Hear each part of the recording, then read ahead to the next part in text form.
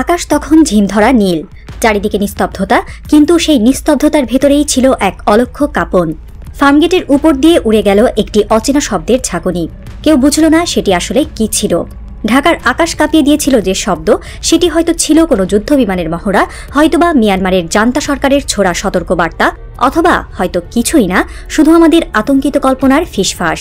কিন্তু প্রশ্নটা থেকে যায়, যদি কিছু হতো, যদি ঢাকায় পড়তো একটি মিসাইল, আমরা কি করতাম? একটি স্বাধীন রাষ্ট্রের সবচেয়ে বড় পরিহাস হলো তার স্বাধীনতা কেবল ভূমির উপরে থাকে, আকাশ থাকে দখলে অন্য কারো। আকাশটা আমাদের নয়, এই লজ্জা আর কতকাল বইবে? 1971-এ আমরা রক্ত দিয়ে স্বাধীনতা ছিনিয়ে এনেছিলাম, কিন্তু 2025-এ এসে আমরা সেই স্বাধীনতা রক্ষা করতে পারি না, না প্রযুক্তিতে, না কৌশলে, না প্রস্তুতিতে।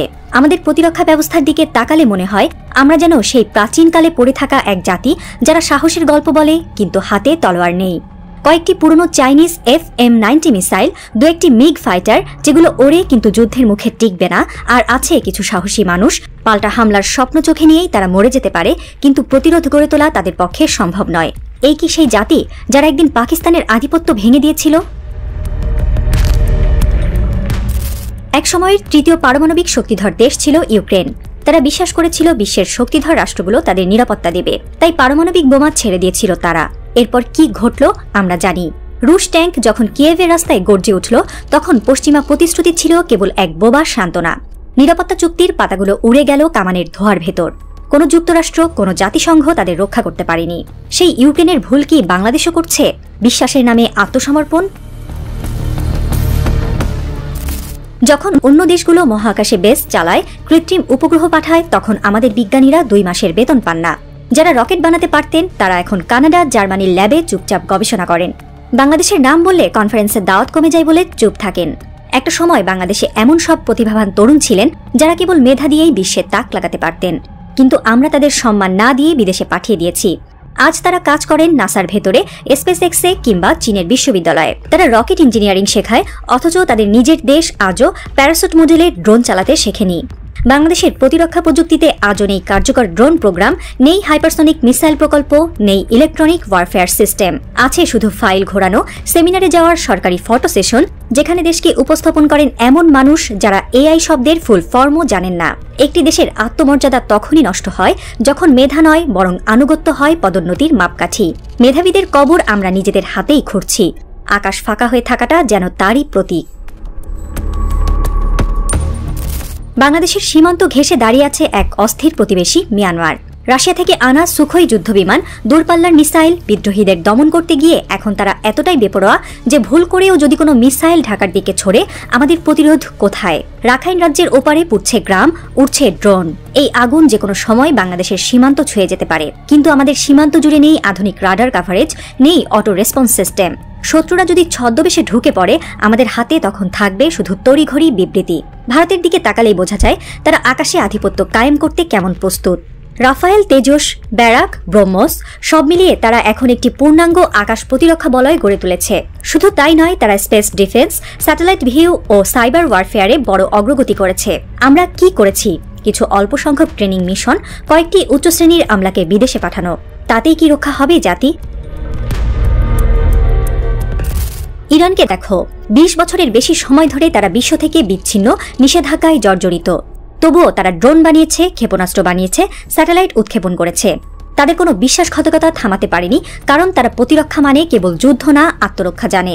ইরানের প্রযুক্তি তৈরি হয় ঘরের ভেতর। তারা নিজেদের ছাত্রদের ব্যবহার করেছে মসজিদের ভেতরে, বিশ্ববিদ্যালয়ের কোণে বসে বানিয়েছে স্মার্ট মিসাইল। শহীদ 136 ড্রোন আজ ইসরায়েলের জন্য আতঙ্ক, আমেরিকার জন্য কৌশলগত চ্যালেঞ্জ। তাদের আকাশ তাদের নিজেদের, আর আমাদের।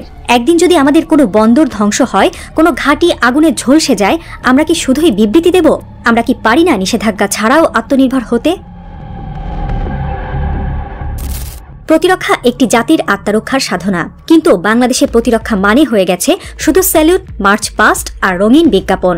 এই দেশে এখনও প্রকৌশল বিশ্ববিদ্যালয়ের ছাত্ররা জানে না কিভাবে কাজ করে একটি ইলেকট্রনিক যুদ্ধ ব্যবস্থা। সামরিক বাহিনীর অনেক কর্মকর্তা প্রযুক্তির সঙ্গে পরিচিত না থেকেও নীতি নির্ধারক। আমলাতন্ত্র এমন এক ছায়ার চাদর ফেলেছে যেখানে প্রকৌশলীরা জায়গা পান না, উদ্ভাবকেরা মুখ লুকান। যারা প্রতিরক্ষা বাজেট বুঝতে পারেন না, তারাই এই বাজেট বণ্টনের দায়িত্বে। ফলে সবচেয়ে বড় প্রয়োজনীয় প্রযুক্তি কিনতে সময় লাগে ৩ বছর, অথচ পার্টনারশিপ চুক্তি স্বাক্ষর হয় কয়েক ঘন্টার মধ্যে। সামান্য একটি ড্রোন প্রতিরক্ষা স্ক্র্যাম্বল করতে আমাদের ঘণ্টাখানেক সময় লাগে, কারণ সেনাবাহিনী প্রতিক্রিয়া জানাতে পারলেও সরকার সিদ্ধান্ত নেয় দেরিতে। ফলে শত্রু চলে যায়, আমরা পরে ভাবি। এই যুদ্ধে হারছে মেধা, জিতছে ম্যানুয়াল প্রোটোকলের দেশীয় সংস্কৃতি। বাংলাদেশে এমন মেধাবী তরুণ তরুণী আছেন যারা 2 মাসে একটি মাঝারি রেঞ্জের ড্রোন বানাতে পারতেন, কিন্তু তাদের জায়গা নেই। তারা এখন গুগলের এআই ডিভিশনে, মেটার প্রোডাক্ট টিমে। বাংলাদেশের আকাশ নয়, তারা এখন ক্লাউডের নিরাপত্তা নিয়ে ব্যস্ত। এই মেধার প্রবাহ ঠেকাতে না পারলে আমরা শুধু মেধা হারাবো না, হারাবো ভবিষ্যৎ। কারণ এই তরুণরাই একদিন বাংলাদেশের প্রতিরক্ষা প্রযুক্তির পেছনে থাকতে পারতেন। তাদের উদ্ভাবন দিয়ে আমরা আকাশের নিরাপত্তা তৈরি করতে পারতাম। কারণ এই দেশে তাদের ডাকার মতো কেউ নেই। যারা রাষ্ট্র পরিচালনা করেন তারা এখনও সাইবার ওয়ার বলতে বুঝেন ফেসবুক পোস্ট। তাদের চোখে তরুণ মানে শুধু ভোটার, দক্ষ পাইলট নয়। উদ্ভাবক মানে শুধু একটি প্রজেক্ট, কৌশলগত শক্তি নয়। এই অন্ধতা আমাদের আকাশ কেড়ে নিচ্ছে প্রতিদিন একটু একটু করে। বাংলাদেশের সামনে এখনো সময় আছে। হয় আমরা ঘুম থেকে জেগে উঠি, প্রতিরক্ষা ও প্রযুক্তিকে নতুন করে নির্মাণ করি, নয়তো একদিন স্বাধীনতা থাকবে কাগজে, পতাকা থাকবে মাটিতে, কিন্তু আকাশ থাকবে অন্য কারো দখলে। আমরা কি ভবিষ্যৎ প্রজন্মকে শুধুই শহীদ মিনার দেখিয়ে বলবো এখানে যুদ্ধ হয়েছিল, এখন আমরা শুধু মনে করি? তেহরান, মস্কো, নয়াদিল্লি সবখানেই প্রতিরক্ষা এখন জাতীয় সংস্কৃতির অংশ। কিন্তু ঢাকায় এখানে বাজেট কম, চেতনা বেশি। এখানে প্রতিরক্ষা মানে বার্ষিক কুচকাওয়াজ আর বিদেশে পাঠানো কয়েকজন ব্রিগেডিয়ার। অথচ পর্দার আড়ালে শত্রুরা পরিকল্পনা করছে কোন সীমান্ত দিয়ে আঘাত করলে বাংলাদেশকে কোন ঠাসা করা যাবে। তাদের রাডারে বাংলাদেশের দুর্বলতা স্পষ্ট। একটি রাষ্ট্র যার আকাশ ভাঙা, যার বিজ্ঞানীরা বিদেশে, whose leaders are asleep at the controls. এবং এখানেই শেষ হয় না গল্প, বরং এখানেই শুরু হয় এক অজানা অধ্যায়। কারণ কেউ কেউ হয়তো চুপচাপ লিখছে সেই গোপন নথি, বাংলাদেশ কিভাবে পাল্টে দিতে পারে খেলাটা। কুয়াশার আড়ালে এখনও কেউ কেউ হয়তো স্বপ্ন দেখে আকাশ আবার আমাদের হবে। কিন্তু প্রশ্নটা রয়ে যায়, আমাদের অনাগত রাজনৈতিক সরকার কি সেই প্রস্তুতি নিতে রাজি, নাকি আমরা শুধু কফি হাতে অপেক্ষা করছি পরবর্তী ধ্বংসের খবরের জন্য?